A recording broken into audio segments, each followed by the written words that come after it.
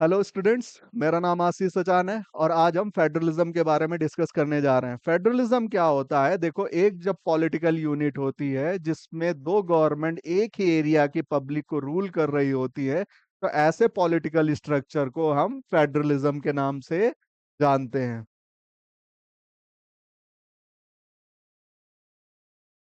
इसके बारे में थोड़ा सा डिस्कस करें उससे पहले हम एक टॉपिक या एक टर्म के बारे में डिस्कस कर लेते हैं, that is your state. State क्या होता है कि ऐसा स्ट्रक्चर जिसमें किसी पॉलिटिकल यूनिट के पास लेजिस्लेटिव, एग्जीक्यूटिव और जुडिशरी पावर हो।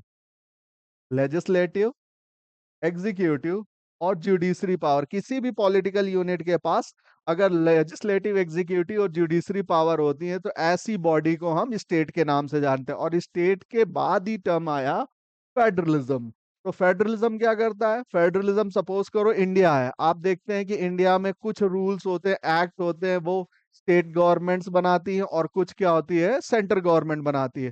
तो जो मैटर्स या जो सब्जेक्ट सेंट्रल गवर्नमेंट की यानी पार्लियामेंट के डोमेन में दिए हो गए, उसमें पार्लियामेंट को अधिकार है रूल बनाने का, उसके मैटर्स में एक्ट बनाने का। और जिन सब्जेक्ट को हैंड ओवर किया गया है state government, like UP government और एमपी गवर्नमेंट या तमिलनाडु और वट एवर, जिस भी स्टेट का गवर्नमेंट है वहां पे वो अपने मैटर्स पे बना सकती है कानून। तो क्लियरली डिफाइन है कि कुछ मैटर्स पे स्टेट गवर्नमेंट कानून बना रही है और दूसरे में क्या हो रहा है, सेंट्रल गवर्नमेंट बना रहे। तो ऐसे ही स्ट्रक्चर को हम कहा गया फेडरलिज्म।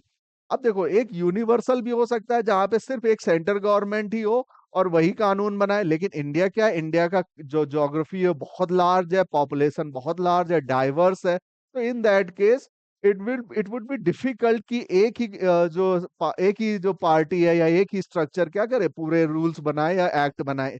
तो हमारे यहाँ क्या है, फेडरलिज्म इज सुटेबल। अब देखो यहाँ पे डेफिनेशन में क्या दिया गया, a political system in which two or more governments have a sovereignty over the same area and people.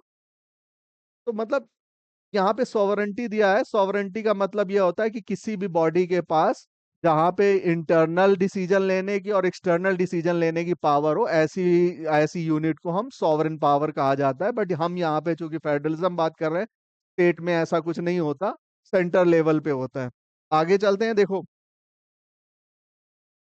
यहाँ पे देखो, क्लियरली एक इमेज के थ्रू रिप्रेजेंट किया जा रहा है कि स्टेट और नेशनल लेवल पे क्या हुआ, एक एग्रीमेंट होता है कि किन पावर्स पे स्टेट गवर्नमेंट कानून बनाएगी और किस पावर्स में नेशनल। अब अगर हम यहाँ की बात करें, अगर फॉरेन मैटर्स हैं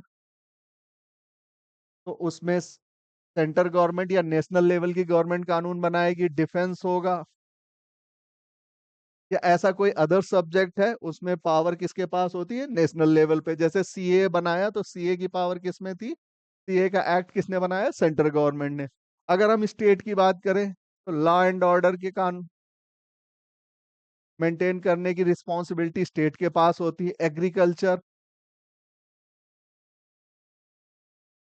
तो जो लोकल लेवल्स के मैटर्स हैं वो सारे सब्जेक्ट हैंड ओवर कर दिए जाते हैं स्टेट को। और जो नेशनल लेवल के जो मैटर्स होते हैं वो सारे के सारे सब्जेक्ट किसको दे दिए जाते हैं, सेंट्रल गवर्नमेंट की, या जो भी गवर्नमेंट वहां पे नेशनल लेवल पे हो उसको हैंड ओवर कर दिए जाते हैं। इसके बाद बात करते हैं नेक्स्ट पे, जहाँ पे आता है फीचर्स ऑफ फेडरलिज्म। हम कैसे आइडेंटिफाई करेंगे कि फेडरलिज्म के कौन कौन से फीचर्स हैं? तो यहाँ पे कई सारे फीचर्स हैं, लेकिन सबसे पहले हम इस वाले फीचर्स पर बात करेंगे, डिवीजन ऑफ पावर्स पे। जब भी फेडरलिज्म आता है तो क्लियरली ये जो फीचर्स होता है सबसे इंपॉर्टेंट बन जाता है, डिवीजन ऑफ पावर्स। ये कहता है कि एक एक एरिया के जो सब्जेक्ट हैं, टोटल सब्जेक्ट हैं रूल करने वाले, वो सारे के सारे डिवाइड कर दिए गए दो गवर्नमेंट्स के बीच में, और इसी को कहा गया डिवीजन ऑफ पावर्स। तो यानी फेडरलिज्म को कौन सा फीचर सबसे ज्यादा रिफ्लेक्ट करता है, that is your division of powers. अब आते हैं हम फर्स्ट पॉइंट से। फर्स्ट पॉइंट दिखा रहा है रिटन कॉन्स्टिट्यूशन। रिटन कॉन्स्टिट्यूशन क्या होता है? देखो, अगर हमें ये फेडरलिज्म को कॉन्सेप्ट को लॉन्ग टर्म तक चलाना है, इसको ऐसे ही बने रखना है या ये मोशन करता रहे, तो इसके लिए जरूरी है कि कॉन्स्टिट्यूशन किस तरीके से होना चाहिए, रिटन मैनर में होगा। इससे होता क्या है, रिटन मैनर से ये देखा जा सकता है कि किस बॉडी को, किस यूनिट को कितनी पावर मिली है, कौन से सब्जेक्ट मिले हुए हैं। तो उससे क्या हो जाता है कि क्लियरली एक क्या हो जाता है, डिस्टिंक्शन रहता है, अलगाव रहता है, हमें पता चल जाता है कि क्या चीजें किसको मिली हुई, कितनी पावर्स मिली हुई हैं। तो ये आता है रिटन कॉन्स्टिट्यूशन के बिना पॉसिबल नहीं है।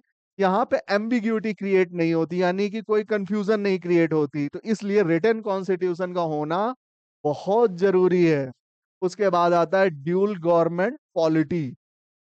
ड्यूल गवर्नमेंट पॉलिटी क्या होता है? ड्यूल गवर्नमेंट पॉलिटी का मतलब होता है कि एक एक एरिया को क्या कर रहे हैं, रूल कर रहे हैं दो पॉलिटिकल यूनिट, उसको कहा गया ड्यूल गवर्नमेंट पॉलिटी। उसके बाद आता है सुप्रीमेसी ऑफ कॉन्स्टिट्यूशन।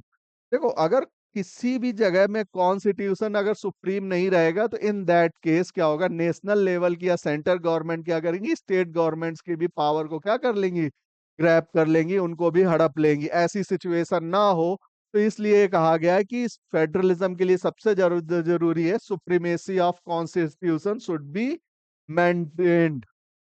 ऑलराइट। इसके बाद आता है independent judiciary. Why it is so necessary? Because कि जुडिशरी का इंडिपेंडेंट रहेगी तभी क्या होगा कि रूल्स को क्लियरली एक्सप्लेन किया जा सकता है, इंटरप्रिटेट किया जा सकता है बिना किसी एक्सटर्नल प्रेशर के, और तभी ये क्या होगा, फेडरल स्ट्रक्चर क्या हो सकता है, इंटैक्ट रह सकता है। इसलिए जुडिशरी का इंडिपेंडेंट होना बहुत जरूरी है। हमारे कॉन्स्टिट्यूशन में क्लियरली क्या किया गया है कि जुडिशरी को एग्जीक्यूटिव और लेजिस्लेटिव से अलग रखा गया, इंडिपेंडेंट रखा गया है। इसके बाद आता है डिवीजन ऑफ पावर, यानी सब्जेक्ट क्या कर दिए गए हैं, डिवाइड कर दिए गए हैं नेशनल लेवल पे और स्टेट लेवल पे, तो इसको कहा गया डिवीजन ऑफ पावर्स। इसके बाद आता है बाई कैमरल लेजिस्लेचर। इसका मतलब ये है कि दो तरीके के हाउस, जैसे upper house and lower house, या legislative assembly and legislative council. भले ही स्टेट में, कई स्टेट में लेजिस्लेटिव सिर्फ असेंबली हो, लेकिन सेंटर लेवल पे क्या है, आपको अपर हाउस और लोअर हाउस मिलता है। तो ये था एक brief introduction about the federalism. आगे और टॉपिक आएंगे, उनके बारे में अच्छे से चर्चा करेंगे। तब तक के लिए थैंक्स।